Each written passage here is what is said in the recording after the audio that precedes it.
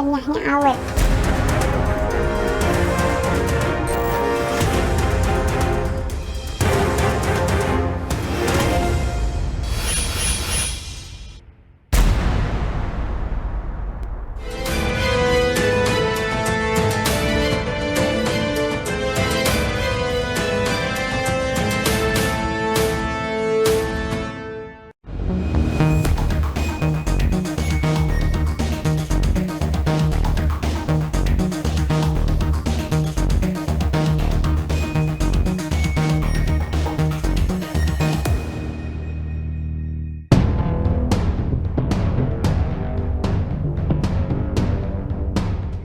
Ragam makanan di Ramadan begitu menggugah selera. Semua tersaji saat menjelang sahur dan berbuka puasa. Kekayaan cita rasa mulai dari manis, pedas, gurih, menggoda lidah untuk mencecap kelezatannya, baik yang dijajakan pedagang maupun yang dibuat sendiri di rumah. Namun, tahukah Anda, berdasarkan survei, dari semua makanan yang ada, sebanyak 74% Muslim di Indonesia memilih gorengan sebagai makanan favorit saat berbuka puasa. Disusul kolak, lauk, dan nasi, kue tradisional, mie goreng, serta ragam kuliner lainnya. Pakai gorengan. Kenapa? Karena bikinnya gampang, terus yang jualan juga banyak, jadi dan bikin kenyang juga sih. Pakai gorengan. Buat ngeganjel sih enak, lebih enak gorengan. Renyah, gurih gitu. Lantas apakah gorengan yang pemirsa santap mengandung bahan yang aman dan halal untuk dikonsumsi? Melalui penelusuran yang dilakukan tim liputan iNewsFile, berhasil menemui oknum pedagang gorengan yang tega berbuat jahat untuk menghemat modal usaha. Beragam cara dilakukan pelaku, termasuk mencampur gorengan dengan plastik dan sayuran yang diambil dari tempat sampah. Jadi jangan bilang Anda tidak tahu, karena kami sudah memberitahukannya. Enggak, kalau dulu saya mah belum itu begitu minyak mahal aja. Nah, itu banyak teman-teman yang ngasih tahu, katanya kalau misalkan ini minyak irit juga, terus sama gorengan juga katanya lebih itu, akhirnya saya ikut-ikutan lah. Kami pun mengikuti aktivitas keseharian Endang, termasuk berbelanja bahan-bahan untuk membuat gorengan. Satu persatu bahan untuk membuat gorengan dibeli Endang. Tak ada yang mencurigakan dari bahan-bahan yang dibelinya. Sama seperti pedagang gorengan pada umumnya, Endang membeli sejumlah sayur mayur, tahu, pisang, dan minyak goreng. Ini berarti ibu bikin gorengannya apa aja? Bakwan, sama bakwan tahu, pisang goreng, tempe. Biasanya bikin gorengannya sehari itu sampai berapa biji, Bu? Kalau hari-hari biasa mah 3 kilo.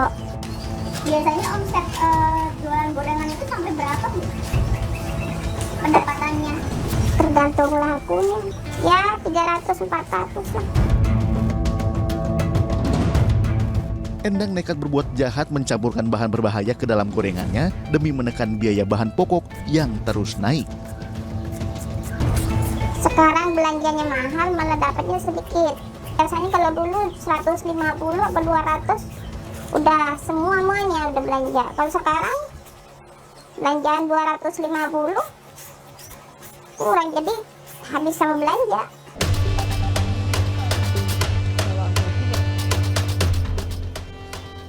Setelah semua bahan diracik, Endang pun langsung menggoreng gorengannya. Disinilah praktik kejahatan Endang berlangsung. Dengan santainya, ia tega mencampurkan plastik ke dalam minyak goreng yang akan digunakan untuk menggoreng dagangannya. Gimana nih prosesnya dulu, Bu? Ini di itu. Itu. Emang ada ya, Bu?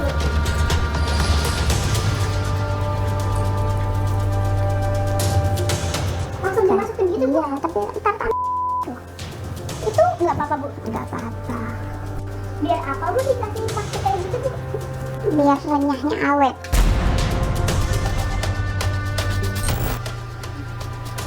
Kalau kita nggak dikasih plastik, lebih cepat melempem. Kalau yang pakai plastik itu agak lebih keringnya itu agak awet. Nah, tapi kalau yang nggak pakai plastik itu minyaknya itu keringnya cepat, jadi lembek gitu. Begitu berapa menit ya ini goreng udah adem lembek. Tapi kalau yang pakai plastik itu masih agak kering gitu. Kalau pas pakai ini bisa bertahan berapa lamanya? Seharian malah masih kriuk-kriuk.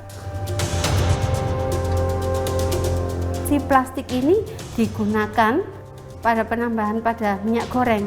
Fungsinya untuk apa? Yang pertama agar kelihatan secara estetiknya itu lebih bagus.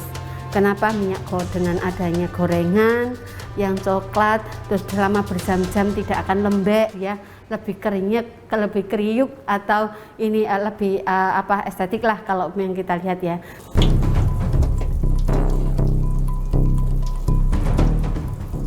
Berharap dapat menghemat biaya goreng yang digunakan, Endang mengaku ide mencampurkan plastik ke minyak goreng didapatkannya dari orang lain.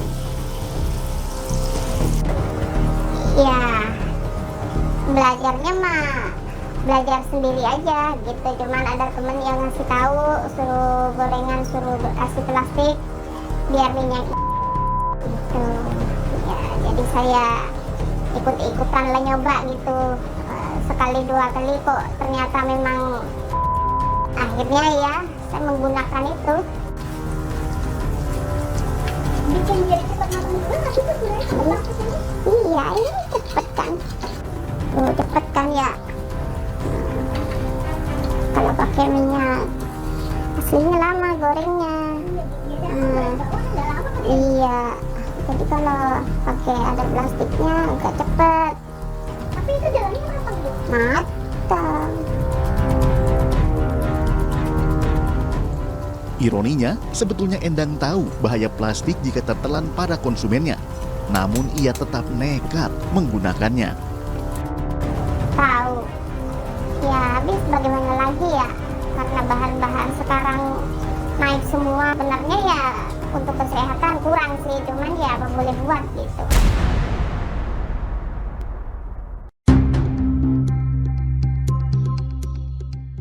Secara fisik, ketika baru matang, gorengan yang digoreng dengan campuran plastik tidak ada bedanya dengan gorengan yang tanpa plastik.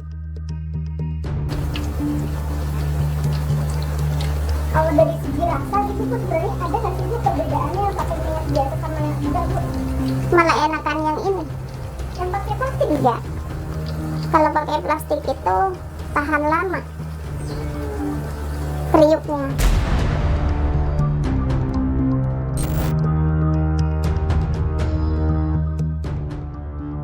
Selanjutnya tempe, bakwan, dan tahu crunchy yang digoreng dengan minyak plastik ini pun siap dijajakan Endang di tempat ia biasa berjualan. Tak hanya Endang yang berlaku curang terhadap gorengannya, oknum pedagang lainnya pun memanfaatkan sayuran sampah sebagai bahan gorengan dagangannya. Seperti apa? Selengkapnya hanya di iNews File.